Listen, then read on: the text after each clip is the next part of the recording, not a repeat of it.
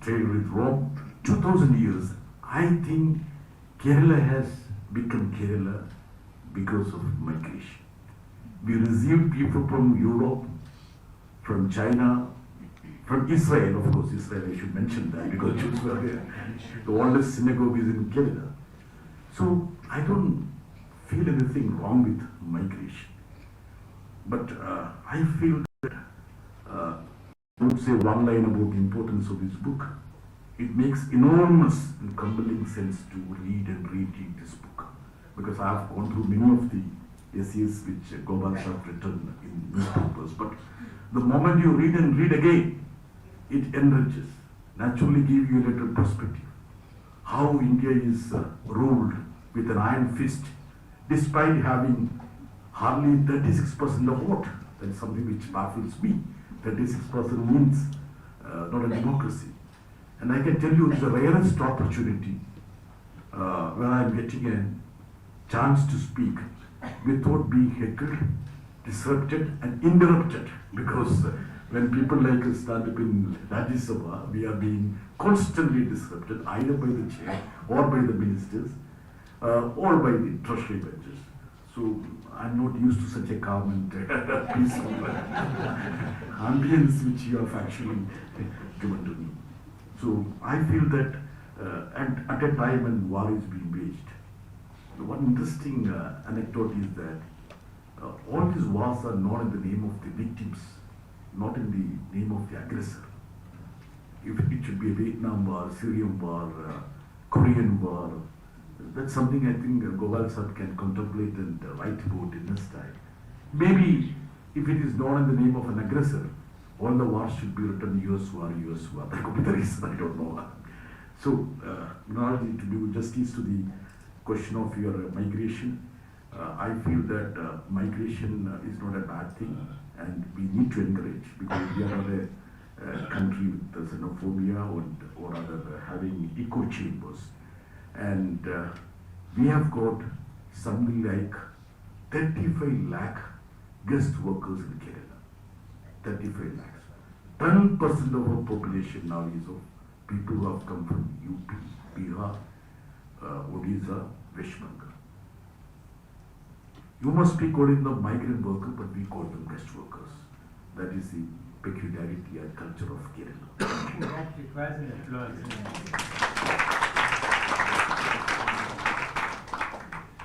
So again on migration, there is again a repeated emphasis in your essays about the need to travel, the need to keep moving, the need to keep your mind mobile, and also to, I mean, you have traveled all the world over and you have functioned at various kinds of levels of statecraft. How do you think that the current situation is going to affect the futures of India vis-a-vis the large migrant population India sends out in the world? And what kind of treatment do you see Indians getting as ordinary migrants, not migrants who are very highly skilled and who have been more or less invited there, but ordinary migrants who have contributed so much? They have built so much of the Central Asian part, but what kind of future do you see for them after all this, in view of some of the things that you pointed out about migration? That is a fascinating and important question which I will seek to answer. But before I do that, Minaji, can I have your permission to say something which John hinted at in his conversation with Vorasan? I heard John being asked on television a question which he answered like this. He was asked a very similar question like yours, Vorasan. He was asked, there's no such thing as a communist party of any substance now. There's no communist party in West Bengal. Tripura has gone. Kerala, you are in difficulties. very few MP. So what is the future of communism in India? And then he said, I am reminded of a Tamil film, in which a person was asked, if the Taj Mahal is to disappear, will love disappear? So that is the future of communism. The future of communism is like the future of love. Now to come back to your question. Migration can be seen historically, can be seen demographically, can be seen statistically, but I think can be also seen civilizationally and culturally.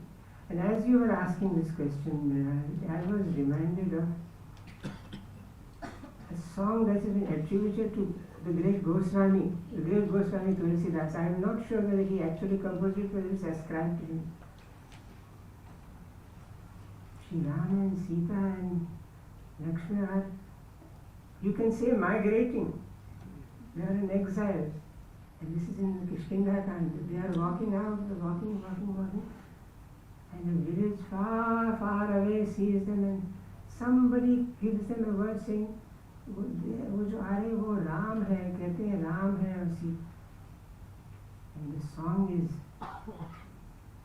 कहाँ के पथिक, कहाँ कीन है गमनवा. Where are you from? And where are you headed? And he says, looking back, pointing to the back, says, Uttara Dishi ka nagari Ayodhya. They are far from Ayodhya. Uttara Dishi ka nagari Ayodhya. And then of course he says why he is here. Beautifully, he says, Mata ke vachan suni. Not disrespectfully, but almost lovingly, Mata ke vachan suni. And then, believe it or not, it is almost like a demographic census. The women take over the conversation. And the women ask Sita to identify. Konaso Pritama, Konaso Devarava. This is almost like a family census.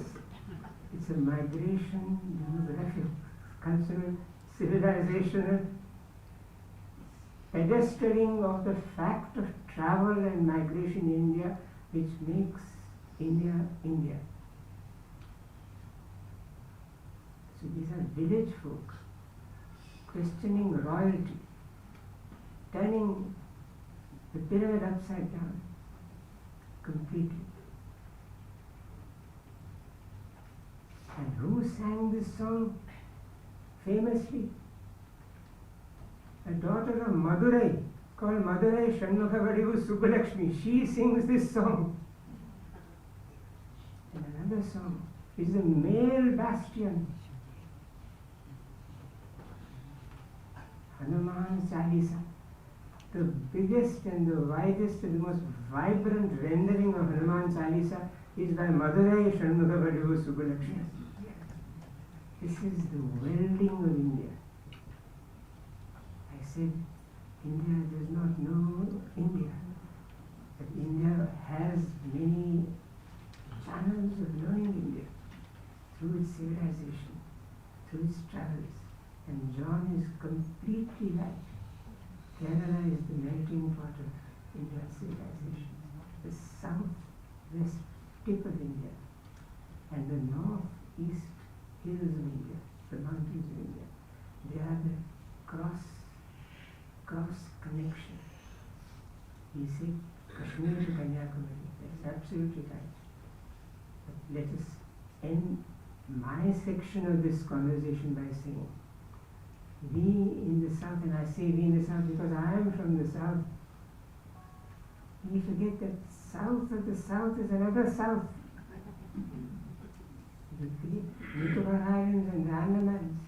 We don't forget that south of the south. Do we care about what is happening in the Great Nicobar? We don't. Not half as much as what we care about what is happening to us in Delhi. us to the whole question of environmental protection, in which Kerala has done us all proud by again and again rising as a people, not just as a political party or a state, but as a people, to protect groves, to protect sacred groves. Even the communists have protected the sacred groves. What is this even about? So, would you like to talk a little about, the rich tradition or the forgotten history of Kerala standing up for environmental protection in ages when the term had not really been coined? Thank you, Mrinalji. I mean, even I don't know how, I mean, you put it there, but still, I can tell you. See, when Kerala, at a point of time, was not inviting industries to our place, we were accused of not being very positive towards industrialization. Basically, we decided that many of the industries are not suitable to the co-fertile state. And we were branded as anti-business and anti-industrial. But I feel that in hindsight, the decision that was taken by us, it was a consensus decision, not by any political party. And as you know, Kerala has got a participatory democracy. Even the Panchayat Raj is robust there. As Manishankar Iyer said, that the only state which is studying the path of Gandhiji, it should be, and many of the Congress leaders would have taken objection to it, and I'm sure of it. But we feel that environment is one area where Kerala is concentrated. At the same time, we are focused on investment in social sectors. That's something which has happened. So, in one of the podcasts, when somebody asked about the so-called regressive nature of in terms of business, I said, see, the infant mortality of Kerala, if you look at it, when 1,000 children are born, it's 5 children. 5 kids die. Whereas in the United States, it is 5.6. In the double-engine state of Uttar Pradesh, it is 37. And the national average is 25. If you look at the maternal mortality rate, 1 lakh live births, it's 141 in most of the North Indian states. It's hardly 30 in Kerala. So we feel that preserving the environment, focusing on the social sectors have made this difference. And Kerala remains to be an inclusive society. I want to focus on that. If you ask me what's the distinction of Kerala, I would say we value the social capital much more than the capital that is flowing to these many states. What if you have so much of wealth produced, whereas this prosperity doesn't allow a Muslim to talk to a Hindu and a Hindu to talk to a Christian? So we feel that protecting the environment also is part of the cultural tradition of Kerala. Need to cope with all the verticals, realities of nature as well as the population. It's much more important. I would, itching for me to be asking a question to Gopal sir. Can I just? Please, yeah. leap across. Sir, I mean, you coined a word, patriotism. I would say that. I coined a word because you were saying about institutions, you have written a lot about institutions. Since Mrinalji is here, I mean, I need her to vouch for it. I said the 4th pillar of this country, which is to be the media, that media has tended to be Modiya. That was my coinage. The E has been taken out and the O has been continued. So, in the sense, since you have written a lot about institutions, the importance of institutions, even you talked about TN Session making election commission an institution, the 4th pillar. Without looking at Mrinalji, will you comment about what I said about media and media? Thank Kerala. Yeah, Kerala. Yeah. I mean, impudent on anybody's part to speak about media, and Mrinal is. She has worked with media and she has represented media as very few people have.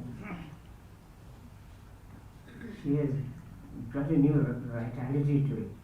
And here I must say, I must invoke her mother Shivani, whose writings in the Hindi press, both essays and fiction serialized, gave media an absolutely new impetus. And her book, story, Pathe, which is about travel, is one of the most astonishing stories I read. Pathe is about food for travel, food, nourishment in travel.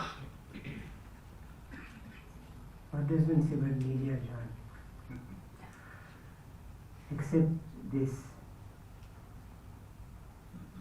that we have here with us today the great organization which runs extraordinary newspaper, the Tribune with us, Bureaucracy. Tribune is in it. Just think of the name Tribune.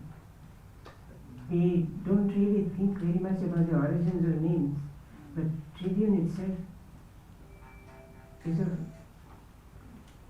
Roman origin, goes back to the assembly of tribes in Rome, which had tribunes who spoke for the assembly of tribunes, different segments of tribunes. That's how the word tribune has come. Take the other newspaper, born in British times, the Statesman. Take Hindustan Times, which talks of Hindustan.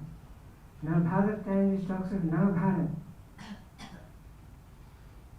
And we have this newspaper in Madras, which many people think has to be a very denominational paper called the Hindu, which is probably the most secular and most liberal newspaper in the whole world. Completely justifying the choice of that name, because to be Hindu is to be completely open to all the currents of the world's thoughts and to have the self-containment to say, I am where I am. I don't need to convert because every religion of the world is mine. And then we have the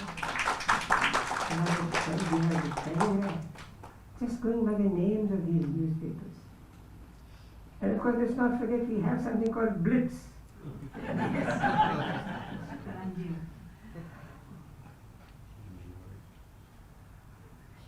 And the Times of India, which is remembered most and best for R.K. Lakshman, the great cartoonist. And we have newspapers which were printed in India, in Hindustan, and this part of the border of Radcliffe, published in Urdu. And the language papers in India. I'm stuck on print media. Our media has had ups and downs. And I'll end this answer by saying, the great newspaper, The Independent, which ran and was banned during British days.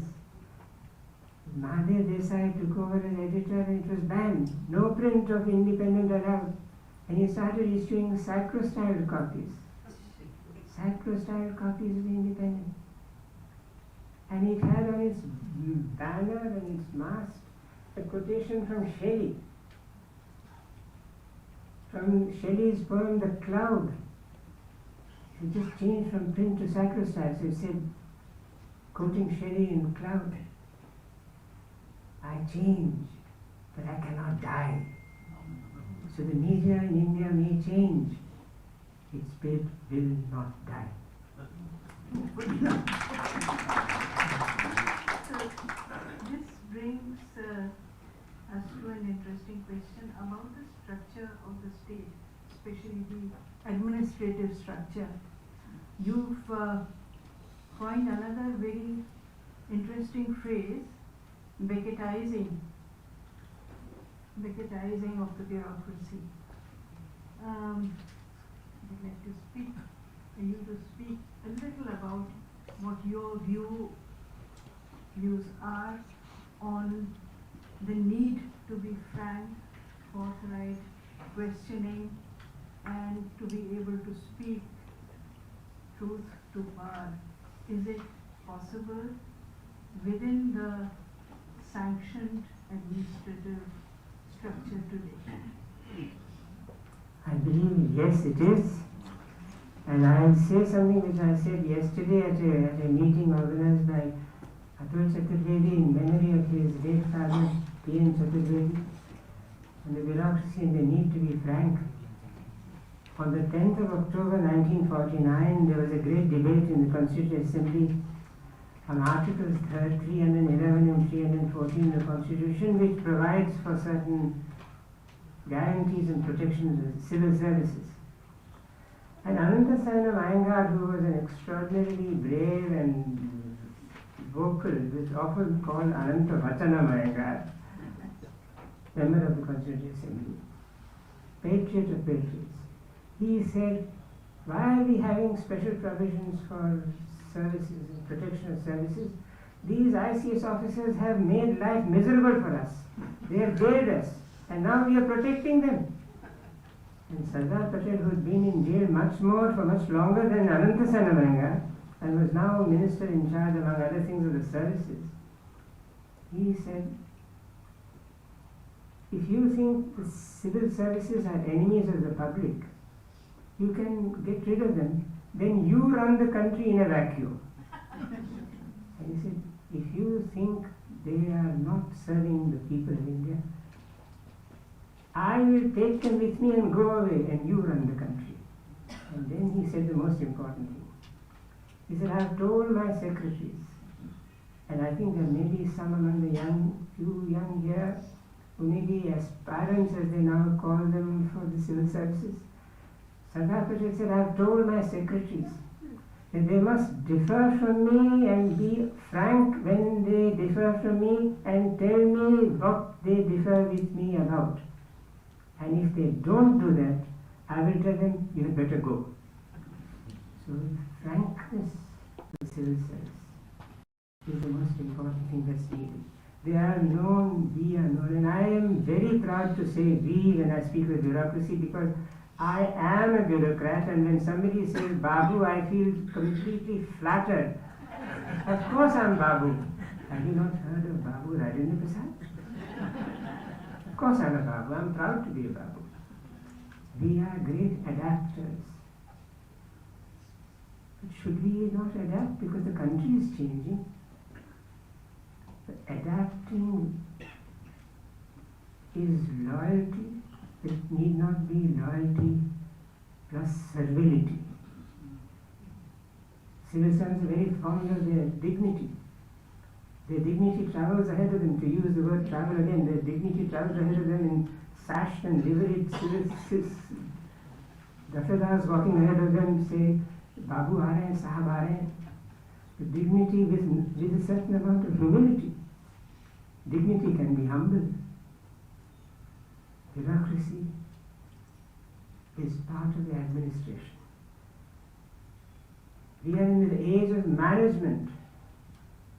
Management is supposed to be smart.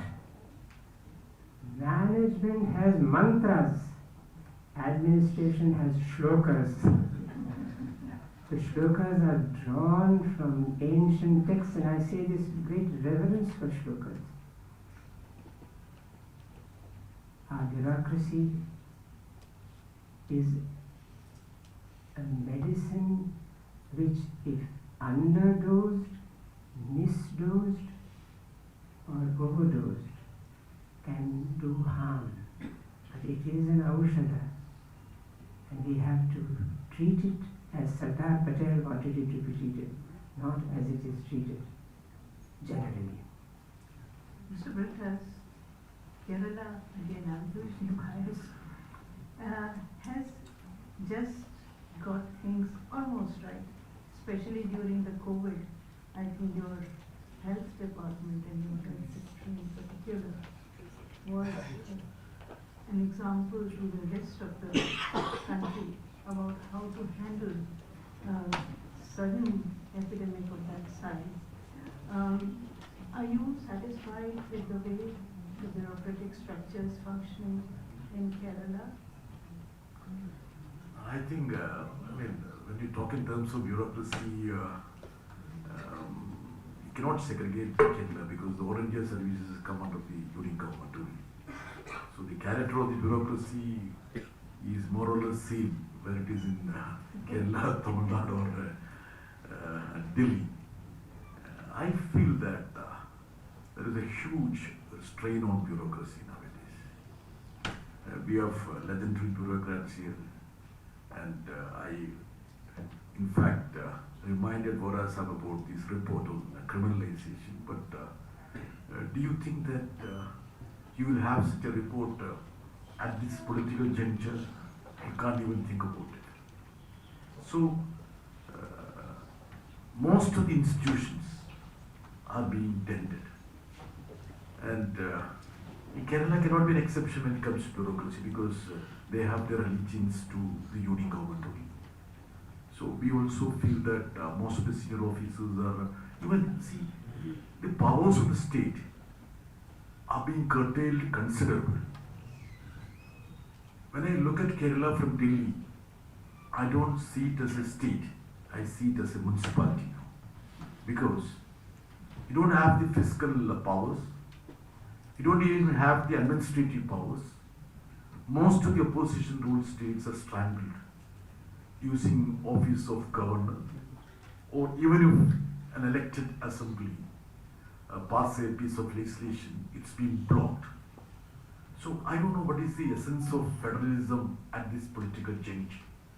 So bureaucracy also, forms part of this so-called scheme of things when you need to frustrate the administration in the state. See, in Kerala I can tell you, the institutions which we have built up, say we don't need to take any lesson from any other state with regard to education, which I think you would vouch for. But the same institutions we built up with our sweat and blood, we cannot govern them now because all these institutions of higher learning has been hijacked by the governor now in the name of chancellor, because we never foresaw that the chancellorship would be used at that time by the governor to completely take over the higher education. We can't even appoint a professor in a university, and most of the professors, most of the administrative staffs are from one particular ideology, which I don't need to say which ideology, obviously. So I feel that bureaucracy, where it is in Delhi or it is in Chennai or in Trivandrum, has got the same character. So the diminishing standard of institution which Gopal Sahab himself has talked about, we are also affected with that. Mr. Gandhi, this reminds me of a poem by Bhumil which says, "का स्वाद लोहार से मत पूछो, घोड़े से पूछो जिसके मुंह में लगाम है." You have a very interesting essay in this volume on the office of the governor. You've been a governor of a very important state. I would like a quick about your views on the position, and then after that we'll open the house for some question answers. For me to speak on the office of the governor when Vora Sahib is in this order will be an example of Chota Muh Badi Baat. I cannot speak on the office of the governor when Vora Sahib is here, but since you have asked me the question, I should not dodge it. I will say this. President Venkatraman, whose daughter we are honored to have here today with us, Lakshmi Venkatraman, was never a governor in his lifetime. He has never been a governor. But when he was president, he worked with all the governors in the country with extraordinary respect for the office of the governor. But he knew also that the office of the governor is completely defined in the Constitution of India and has to, and the Mahatma answered telegraphically, telegraph being a favorite mode of his communication. He said, "What should you do, Mr. Governor? In one word, nothing.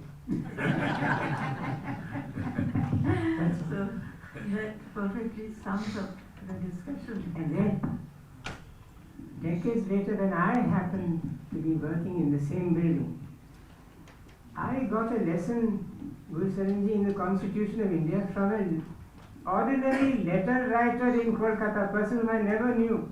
She sent me a letter meant to compliment me and give me a sense of my importance. She started by saying,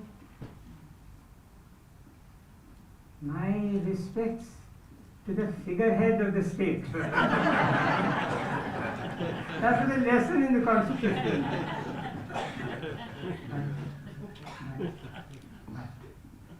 Now to use my favorite Bangla word, "kintu." "Kintu" আমি বলছি। The governor has and should do nothing. Gandhi. Figurehead of the state, correct. Anonymous correspondent. Kintu. The governor is not there just to cut ribbons and do book launches. The governor has a mind. The governor has a conscience. And the governor should be able to speak to the government of the day and to the opposition of the day impartially. And be the egoless conscience of the state. Egoless conscience. Not saying, I am the conscience, I am the voice. The governor should not be fond of her or his own voice, her or his own face, her or his own picture in the papers. And should do nothing, be a figurehead. But Thank you. Now with that, we open the floor. Please keep your questions very brief. Introduce yourself, and then please don't just come out with a comment in place of a question. Yes, the young man. The young man in the red t-shirt.